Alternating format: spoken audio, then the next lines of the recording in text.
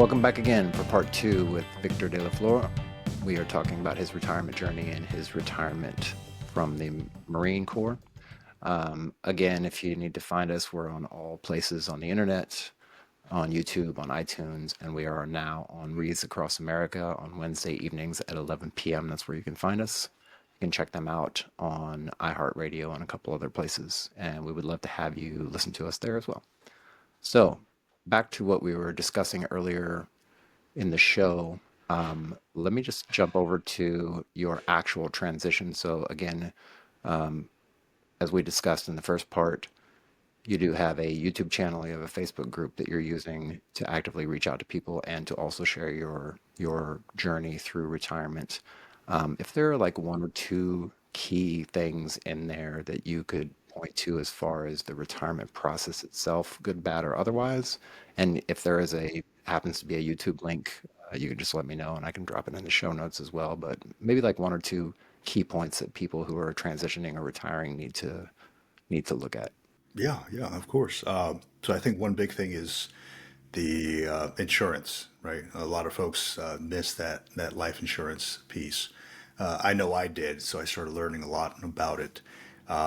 Simply, getting all your life insurance stuff in check before you actually get out, because a lot of these life insurance companies, they want to see all your medical records and all that stuff, and then once you submit all that stuff to the VA, it's kind of out there, right? So you want to get everything in line before you actually submit anything to the VA.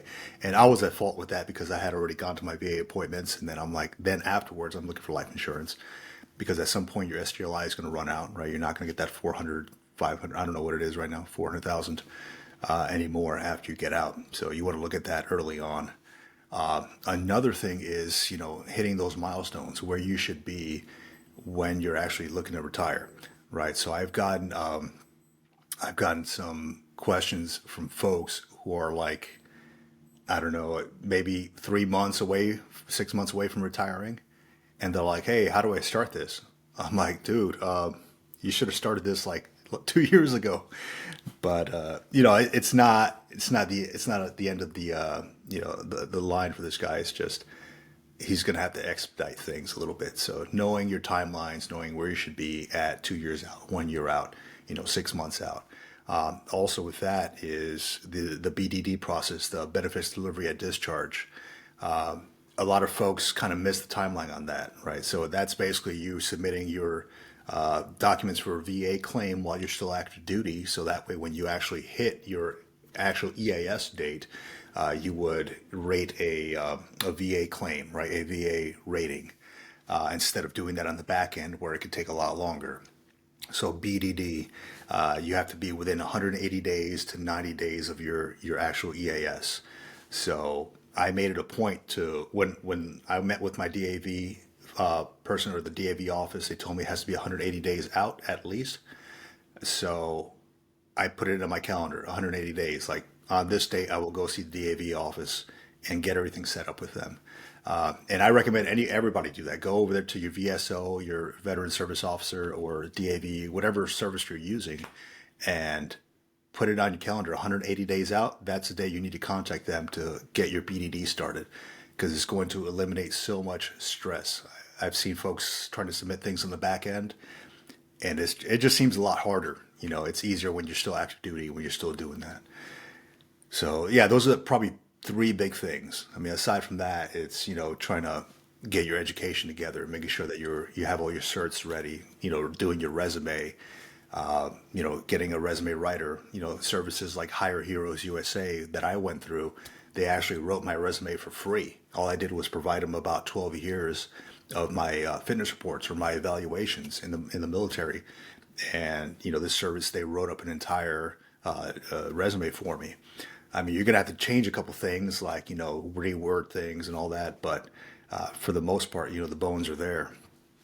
You know, um, another, I guess, another big thing that I stumbled on, which is kind of cool, is, and I don't know if this is like, I don't know if too many people do this, but I stumbled upon ChatGPT and I started like messing with that just to kind of reword things on my resume.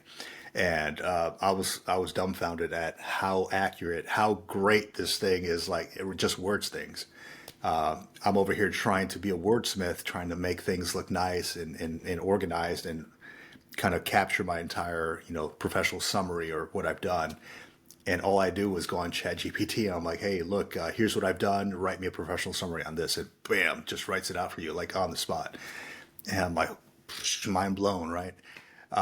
So of course, I'm tweaking some things. I'm not going to go straight off ChatGPT, but it's a good base. It's a good base to get you started, I think, between actual resume writers at these organizations using AI information, just to kind of help you hone your resume and craft it. I think these are really good tools to have in your back pocket. Yeah, it's funny you mentioned ChatGPT. I don't know if I've ever mentioned it on the show yet, but I did at some point between talking to the folks at like the Army Community Service, which is basically a community service center for the military. I'm sure they have the same thing for the Marines and Navy. And between the information they gave me, between the information I got from a few friends that I talked to, as far as reading through the USA Jobs thing and then going to the actual job description of the series for that job, taking that information, plugging it into ChatGPT, and then plugging in part of my resume and just telling it like, "Hey, go through and grab this information and then put it into my resume in these certain spots." And I had set it up. It took me about 20 minutes to set it up, but once I got it set up, it was like, you know, plug it in and then just copy and paste, and then it would put the thing in there, and then I would rewrite the resume. It was incredible. So Yeah, technology is awesome, man. It is. I wish that more. I've been to Army courses in the past, and they are very good compared to the Marine Corps at leveraging technology when to better the communities, right? I've been pushing for a lot. I've been pushing a lot, at least in my job, my MOS, to utilize technology and at least whatever the Marine Corps is paying for now. And, it's just kind of met with a little bit of pushback, which is fine. I mean, people are set in their ways, but, with time, we're going to have to adapt to these newfound technologies, right? Not saying that we should use ChatGPT for, writing orders and regulations, but, utilize things like, MS Teams or, different technologies that we're paying for because it is, the wave of the future and we can't just be dinosaurs and just, I'm not gonna chisel my orders on a freaking on a rock. I need to utilize this stuff, whatever's given to me. So yeah, AI is definitely the wave of the future, I think, and it blew my mind when I started using ChatGPT. I was like, how is this thing know so much so fast? And I was actually saying that college kids, I was reading some articles, college kids are submitting like straight up ChatGPT papers. So there's like a service where these schools actually put these papers in there, see if it came up with any ChatGPT stuff, and then they'd fail that test or that exam or that paper. But, plagiarism. But I was just amazed at how accurate, how quickly it just kind of regurgitates that information to you. yeah, it's fascinating. I'm surprised you said that the Army is a little bit ahead of the Marine Corps as far as technology, but okay, we'll take it. Based on the courses I've been to, so I go to a lot of these Army courses, like legal centric courses, and I just see how advanced they are because they have a lot more money than we do to work with things. And when I was, in my position, a lot of it was, hey, look, you have this small pot of money, make magic happen. I'm like, okay, well, let's see what we can do. So a lot of my role was seeing where I can get more money. I mean, it shouldn't be like that, but it's like, hey, look, I'm not getting money from this funnel. Let me go to the station, see if I can pull money from them. And then I get a no from them. Okay, let me go to this place and see if I can get money from them, right? So with that, it's just stuff like voice recognition for court reporters and things like that. It was just so advanced that the Army was doing it. We It took us a little bit of time to transition all into that, and then get like the contracts for that and things like that, and get the money for all that. So when we were doing like stenotyping, this thing was doing, the Army's doing voice recognition. I was like, okay, well, maybe we should transition to that. I mean, I wasn't the final decision maker, but I kind of saw it in my position. So, and it was cool to see, how the Army was adapting things, and we kind of like just piggybacked off that a little bit. But, we need to be able to adapt to that a little bit faster, I think. Along those same lines, I know like we mentioned, you've got a YouTube channel talking about your retirement journey. You've got a Facebook group which has about 1,200 users in it, 1,200 members. Any other technologies that you're leveraging to kind of put yourself out there? I know you said you were still looking for a job potentially, and is there anything that you use? And if and how you use it, uh, how how important do you think personal brand actually is when it comes to like the new job market and finding work and employment and things like that? So I think the only other thing I use, like I'm on Instagram, to for my artwork. I put the green logbook on Instagram. I don't really keep up with it too much. It's just whenever I can, I'll put it on there. Facebook as well. Probably a big one that I use is LinkedIn. That's a big one for networking, I think. That is where a lot of folks, if you're looking for a new job, new career, like to pivot into something else, I think that is where you need to start to make your networks.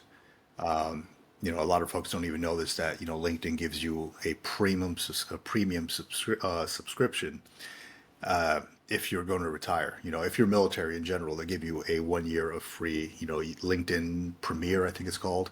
But it's free. It's usually like $50 a month or something. Active duty, get it for free if they're transitioning out. So definitely leverage that. But LinkedIn has been great. I've been connecting with a lot of folks. They invite you to these, career fairs and these seminars. They have like online live training, things like that. There's even like a job board on there, job postings. Just put in what you're looking for, your location, and it'll show up all these different jobs. I've applied to I don't know how many jobs on there, because there's like a portion of it on LinkedIn where you can pre-fill all your information, and it just you can put all your, like, almost like your resume on your LinkedIn profile, and they will adapt that resume, whatever you put on there, to the job. So it's called Easy Apply. You press Easy Apply. Do you want to link your information from your LinkedIn profile to the application? You can press yes or no, whatever you want, and they make it super easy for you. So I think that's a good piece of gear, I think, to keep in your back pocket is LinkedIn. I don't know how good the job postings are, because I mean I've posted to many jobs and don't really hear back, but I think you need to do your due diligence with applying and then contacting the hiring manager afterwards. Like, hey, look, I love the organization, love what you guys stand for. Wondering if when you're all looking to make a decision, etc. Don't just kind of sit back and let it, just wait. Actually do your due diligence and advocate for yourself and go out there and ask questions. Seem like you're interested in it. But aside from that, no, it's. I don't like to get into too much social media stuff or anything like that. It's just I feel like I'm drowning a lot of times when I just had too much going on, right? Like I had my undercover clip, which is a little thing I designed, and they carry it at like tactical shops like around the world. It's a little uniform item. It still sells. Every so often I still ship it out. I have some wholesalers that come buy it from me, so I still make them. I actually the my workshop is in my garage, so it's all made in the USA and all that. But I have a page for that. For the undercover clip, I have a page for uh, my artwork, which is just at VT Delafleur, and that's kind of where they wrote an article on me at the one of the local San Diego papers, and this old retired colonel that lives down the street from me, he's like, hey, I never talked to this guy before. He's like, hey, read your story in the paper. I'd like to invite you to this Marine Corps gala that we're having. It's for a foundation. It's this Saturday, right? And he asked me if I can donate one of my art pieces, so they can start building up the Global War on Terrorism exhibition at the museum. And I said, absolutely. I deployed in support of the global war on terrorism. I will absolutely support this. So we're going over there. It's kind of like a black tie event. Taking my wife, but he invited us over, so that's great. So yeah, I'd say to veterans out there who are looking to connect and kind of get outside and get known and build a brand, you got to look outside of just Facebook. There's Instagram, there is LinkedIn. Contact your local paper too. Like, hey, if you do something interesting, like I do, I'm an artist as well. See if they want to build a story. I would have never met this retired colonel if he never read that story on there. So we met at a coffee shop, and the rest is history. So, and actually, he's one of the one of the board of directors for one of the jobs I'm applying to here. So it's like one connection builds on the next connection. So I'm like, hey, hopefully I made a good impression on this guy. But yeah, definitely leverage the social media, but don't get too involved. I guess don't dive too deep in there because you don't want to spend your days just scrolling mindlessly. Do it do it with a purpose. Do it with a purpose. Yeah, that's good advice. I tend to spend about 5 to 10 minutes on Facebook a day. That's literally it, and that's part of my morning routine. And then after that, I shut it off. And like Instagram and others is the same. I spend a few minutes here, a few minutes there. That's literally it. You can spend your whole day That's doing hard for me this. because I have businesses on that, right? Like little side hustles, little businesses on there. So it's like I'm constantly looking at how they're doing, who's engaging. So I'm like, I want to get off it. Like I get home and I'm like, I have my phone and I'm like, I throw it on my bed. I'm like, I don't even want to look at this thing. But then I'm like, you know what? Something's pulling me. Let me see how this thing is going. Let me see how this ad is doing. So it's, I, if I could, I would get rid of it all. But it's like, it's hard to do. It's hard to do, you know, because I mean, that's how I keep up with my family on Facebook. That's how, I don't know. Like my wife has no social media. She has like one Instagram account that she had, and she goes on every so often just to look at silly cat videos or whatever the heck she looks at. And that's all she has. She has nothing else. And she's always giving me crap. Like, why do you have Facebook, Instagram? I'm like, for business purposes. If I didn't have it, if I didn't have the businesses, I wouldn't even be on this stuff. But it's kind of like Yeah. that one life led to another, right? Let me shift gears a little bit and ask you about mentorship. I'd like to know about if you have or anybody that sticks out in your mind over the years of being in service, and even before that, maybe before you joined as well. You mentioned the retired Air Force or former Air Force person that you worked with before getting in, actually getting on coming on active duty.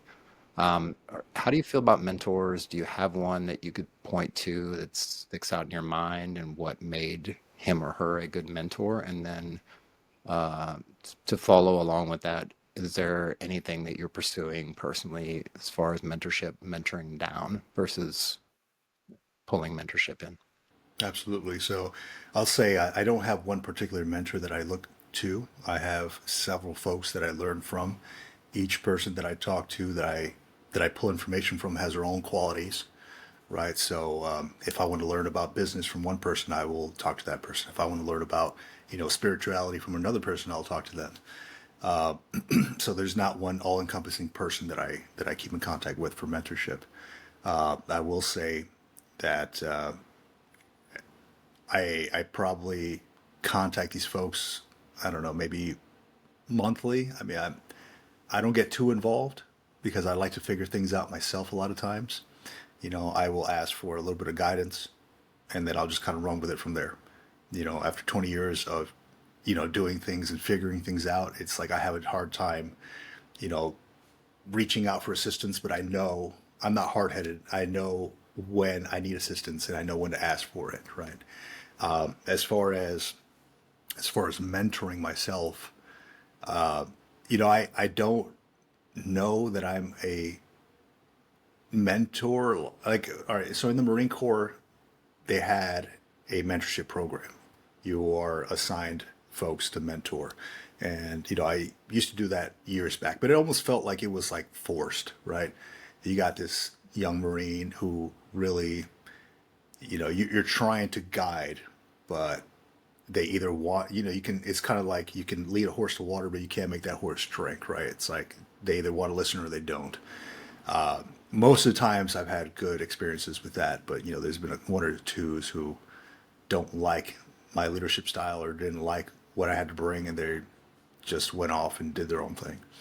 Those are the leadership challenges, and I wish, looking back on it, I wish I would have done a little bit more to help these folks out, which in turn helps me to become a better person and learn from my mistakes, learn from things that I've experienced, right? And hopefully that person has learned as well.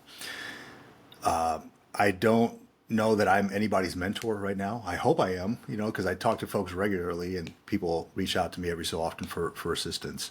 I have a nephew of mine who is in the Army, and he reached out probably a week after I retired, and he had mentioned like that he really looks up to me. And my brother's a Navy chief, so he mentioned that because the other side of his family is not really, he didn't really mesh well with too many folks on the other side of his family, but between my brother and I, we are great examples for him, and that's a big reason why he decided to join the military. I felt good about that. I'm like, okay, at least somebody's watching what I've been doing and can take some good from that, right? So I'll reach out to to him every so often, see how he's doing, things like that. But as far as anybody else, no, if anybody has any questions, I'm completely open to things. But as far as like being a straight coach or a mentor, no, I don't know that I'm I'm to that level yet. I haven't grown my wise beard long enough, I don't think yet. Well, I'm actually going to test your wise beard a little bit with Yeah, this yeah. next question. Let's So do it. I want to put you in front of an audience of say 20 to 30 transitioning members. I want to give you Hmm. about 15 to 20 minutes to talk, almost like a small TED talk, kind of Yeah, like an intro or a keynote for people who are transitioning, going through that transition process inside of whatever transitioning assistance service place that they go to. yeah, What would your topic of discussion be for that sort of speech? And yeah, what would your topic of discussion be for that speech? And maybe some key points that you would yeah. The hit on that speech. topic of discussion would probably be mental health in the military. Keeping keeping that on the forefront of your mind as you transition, as you do anything really.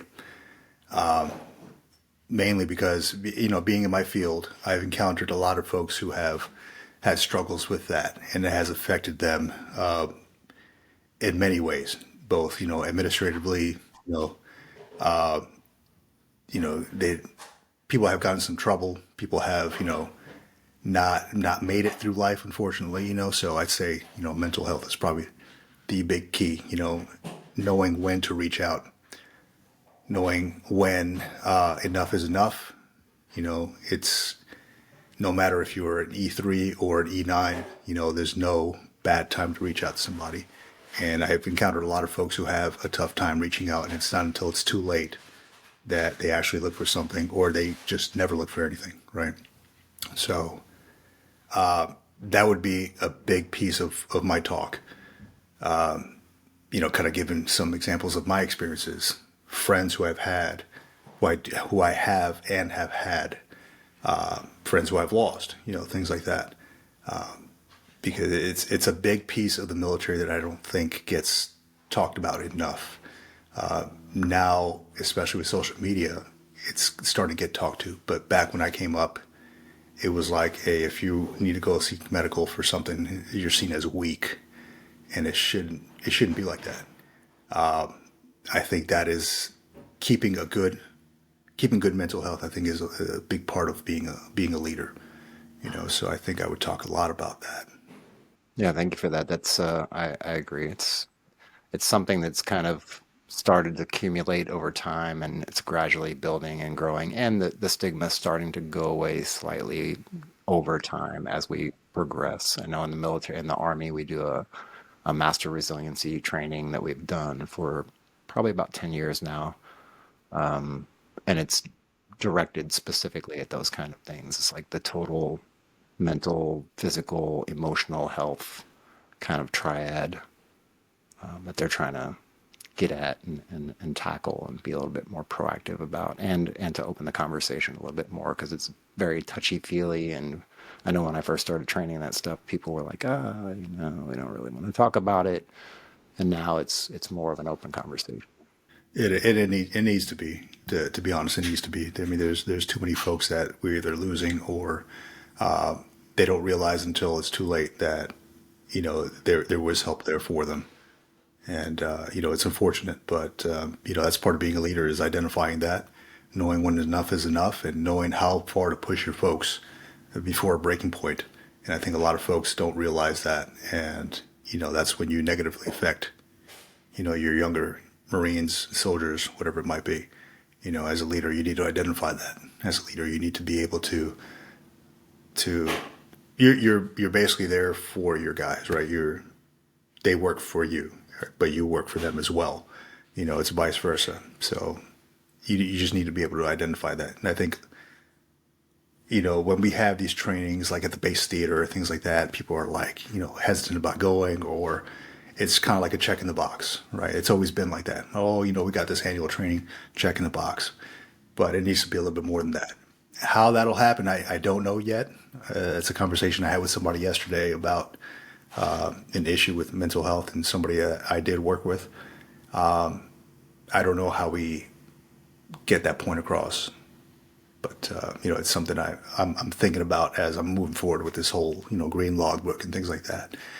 Maybe like contributing to an organization, or bring an organization to light. Like, hey, let's contribute to this organization that works with veteran mental health or active duty mental health, etc. Because it is real, and I could spend all day talking about this stuff, but if I had to do a TED talk, that'd probably be the number one topic I'd talk about. Let me ask you one more kind of broad reaching, pie in the sky kind of question about getting a message out. If you had an opportunity, let's say we had a platform where, the person who's on that platform has got, 100 million subscribers or viewers or whatever, and they gave you the opportunity to write like a small LinkedIn post to the general public, what would you want to get out to the world? Whatever it is that you want to do, start it now. Like, don't wait. I mean, for several reasons. Right? As I get older, there's things I wish I would have done when I was younger, and either my back is hurting now and I can't do that, or it's just I wish I would have gotten more education faster. I wish I would have been able to do this versus that. Right? Whatever it is in your heart that you want to do, that you really have a yearning to do it now. Whether it is get your college degree, whether it is, I don't know, learning a new skill. Why wait until tomorrow? Why wait until next year? Why wait until you're fully, funded, pay little by little and go forward and do what you need to do now versus later. You don't know that there will be tomorrow. You don't know how long things will have, your life is. Might as well start it as soon as possible before it gets too late. So yeah, start now, I think. That's excellent. So I want to go ahead and wrap it up real quick, and I just want to give you the opportunity to let us know, or let the audience know, where they can find you and reach out to you if they would like to do that, and anything that you're involved in, whether it's the art or the YouTube or anything like that. Any of those links, any of those different things that you want to list out and let us know about. Yeah, absolutely. So I'll start out with the Instagram. My artist page is at VT Delaflor. That's VTDELAFLOR. I try to keep it as simple as possible so folks can find me. I just kind of put little sketches and scribbles on there, just to kind of, it's a daily thing that I do, kind of relieve stress. On Facebook, the Military Retirement Group. It's literally the Military Retirement Group.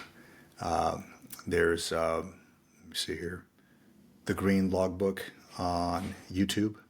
So literally just type in the Green Logbook, and it's like half my face in uniform, and it says the Green Logbook on there, so you can't miss it. Let me see what else I got. Yeah, I think, well, undercover clip. That's my little invention that I made. It's like for Marine and Navy uniforms. Simple little invention that went a long way. A lot of folks carry it in their cover. So let me see what else I got. I don't know that I try to stay completely off. I try to not drown myself in social media. So I think that might be it. And you can always find me on LinkedIn, just Victor Delaflor. You'll see my smiling face on there. Probably no facial hair. I had to update the photo. And yeah, I think the art piece that I'm doing is on asap.org. That's Armed Services Arts Partnership. So it's just asap.org. And I'll be giving a class locally here in San Diego in October. So they haven't announced it yet, but if anybody wants to sign up, they're free to do so. The organization funds everything, so basically, whoever signs up for it will get a sketchbook. I'm actually the one that purchases everything for them via the organization. So I'll be getting sketchbooks. I'll be getting pencils or pens or whatever I decide to provide for the class. All you have to do is show up and have an open mind. So asap.org. They also do like comedy classes for veterans, active duty. I think Gold Star members as well.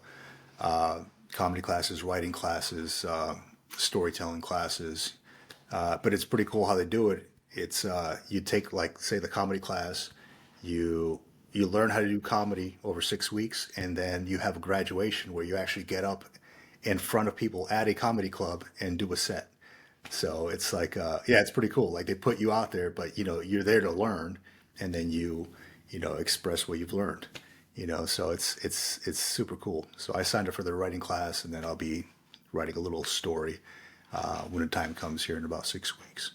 So yeah, asap.org, VT Delaflor on Instagram, the retirement or the military retirement group on Facebook, and the Green Logbook on YouTube and Instagram.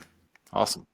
Well, thank you very much, Victor, for spending your time with me today. I really, really appreciate it. It was great to talk to you. And for everybody out there in the interweb, we will have all the links to everything in the show notes, whether it's books we talked about or the links to find Victor on the internet or anything of that nature. And like I said before in the beginning, in part one, if you need to reach out to us, either one of us, you can reach out in the comments below wherever you're listening to this at or watching it at. And until next time, we will talk to you all later.